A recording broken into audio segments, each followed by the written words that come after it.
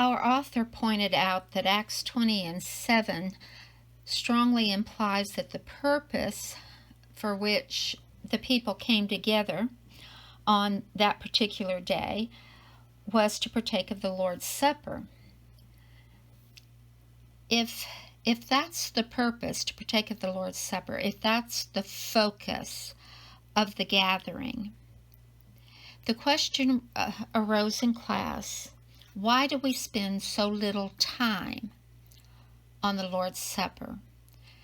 And we talked a little bit about the different places that we've been, where we've gone to church, and how it seemed that they wanted to rush through it, get it over with, that it was not the focus of the meeting. It was not the important part of the meeting. We don't know why we do this. It may be a cultural thing. It may be something we've grown into.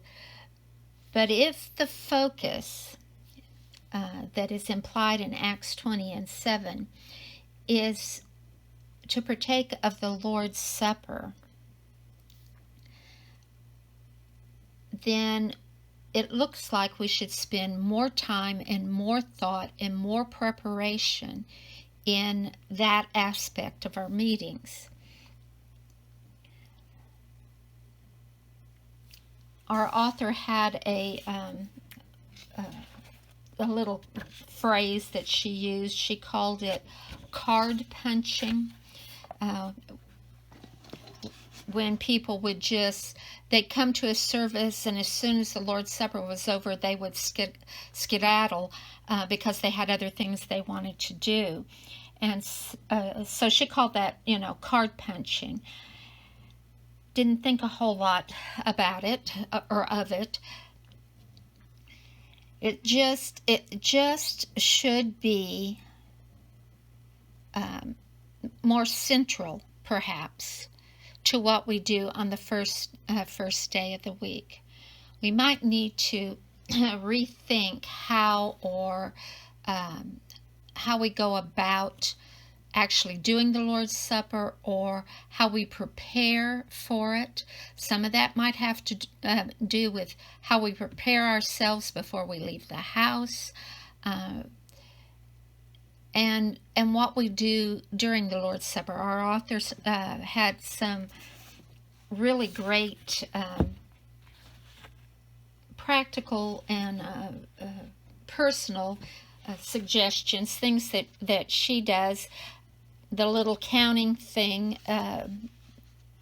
is a cute, what did they call that? A cute way of remembering things. We talked about reading scripture to help us stay focused. Even reading the words to some songs can help you stay focused. It is hard to keep your brain where it needs to go. So it takes effort. It really does. But one of the things that she points out toward the end of the book is, she has a story about the son's blood. But the thing she points out is, how does God feel about this?